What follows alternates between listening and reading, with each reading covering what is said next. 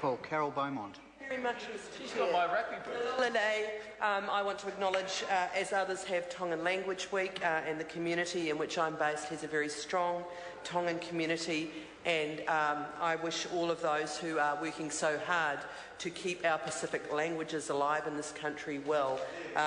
Unfortunately, based on my select committee this morning, there doesn't seem to be a lot of commitment by the government to that issue, but that is not why I'm standing up here to speak. I am here to outline why I will be voting against the Gambling Harm Reduction Amendment Bill. And as others have, I do want to acknowledge Te Ora Flavel as well. And I think the original bill was actually a very brave bill because there is massive vested interests in this area. There is no question that the gambling industry has huge vested interests, and unfortunately they appear to be the winner under this national government. The Gambling Harm Reduction Amendment Bill is a bill that actually does not live up to its initial promise and does not reduce gambling harm. And for those people who have been following this whole debate and maybe listened to the Minister, the Honourable Chris Tremaine, I think by now they will have heard a number of very compelling speeches that outlined the real story behind this, unlike the Minister's speech, which seemed to indicate, in fact, that the bill had been strengthened through the Select Committee process. Well, I don't even think the member whose bill it is would argue that that was the case. When this bill was introduced, organisations like the Salvation Army and the Problem Gambling Foundations, organisations I respect enormously and who work day in, day out on issues related to problem gambling, they were very positive about this bill. They could see that it would make a difference. Well, they're no longer positive, and I will come back to that. But what is the purpose of the bill?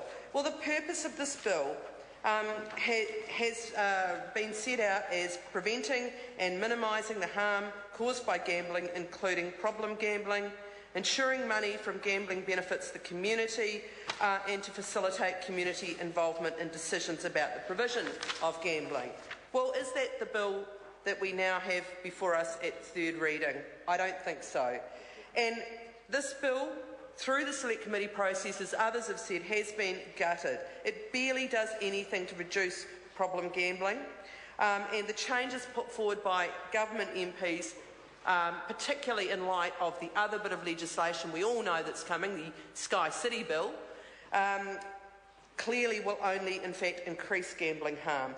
Now, the Salvation Army, who I mentioned before, have come out criticising the changes that were made by the government, saying they do nothing for problem gamblers, those at risk or communities wishing to manage the impact of gambling. Quote, "For those of us who deal with the problems created by pokie machines every day, this bill, on balance, will make matters worse," end quote.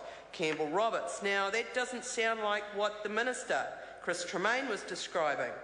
And what did the Problem Gambling Foundation Chief Executive Graham Ramsey say? Well, he said that the amendments to the bill meant it was effectively now misnamed because it would have little, if any, effect on problem gambling.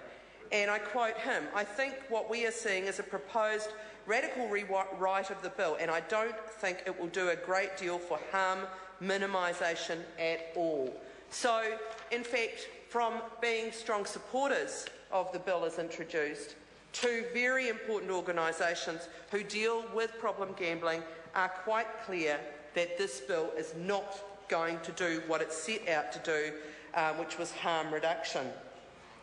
Now, they've said why the first of the purpose of the bill, the harm minimisation, has not. I mean, I believe what they're saying. I think that Green MP Denise Roach has outlined very clearly why the other two provisions, the provision around ensuring that money from gambling benefits the community, with her very clear examples about netball and rugby, and the third provision around facilitating community involvement in decisions have actually been undermined as well. So the bill will leave gaming trusts in control of the distribution of funds and will not require them to return 80% of the funds to the district where the gambling occurs. And actually, as others have noted, the government members of the committee replaced the provision for councils to reduce and eliminate pokies in some areas by allowing those operators to simply move elsewhere while retaining the same number of pokie machines. And I'll come back to sinking lid policies later in this speech. So in the committee stages of this bill, we tried very hard, a number of us, particularly my colleague, the Honourable Trevor Mallard, to improve, through the use of supplementary order papers, a number of provisions to try and reinstate some of the issues that had been in the original bill, to try and deal with the concerns. And I had a supplementary order paper during the committee stages. Mine was around the transfer of licences, and basically providing that where a territorial authority's Class 4 venue policy, it would provide that they had to include a relocation policy which must specify the maximum percentage of gaming machines permitted to operate at the new venue, and that percentage must be no more than 100% of the gaming machines that were permitted to operate at the old venue. And also that if the Class 4 venue licence is to be transferred, the maximum number of gaming machines permitted at the new venue shall be no more. And certainly there were other colleagues who looked at a lower percentage, but what we were trying to ensure was that we were actually in a situation where it was possible to continue to see the reduction of pokie machines. So we did try during that, but of course no government members were willing to do the right thing, to support any of those very sensible amendments. No, Peseta Sam Lotoanga certainly didn't, and he's seeming to be quite a great advocate of gambling, but I might talk about him a little more shortly. But so we did try and do that. Well, I just want to ask the question, and it might seem obvious, but for those listening who maybe haven't heard the debates on this before, why are we so concerned about this? Why does it matter? Well, gambling harm is a significant problem in our communities. And the part of Auckland that I live and work in, it is a significant problem. And as MPs, we are responsible to try and deal with harm in our community when we can. We're certainly not here to encourage harm, and this government unfortunately doesn't seem to understand that, because the Sky City bill will be in fact increasing the number of pokie machines. But look, what is that harm? Well, at any given time in this country, between 0.3 and 1.8% of adults living in the community are likely to score as problem gamblers. That's between 10,000 and 60,000 people. But they obviously influence a great deal more people, the people directly in their family for starters.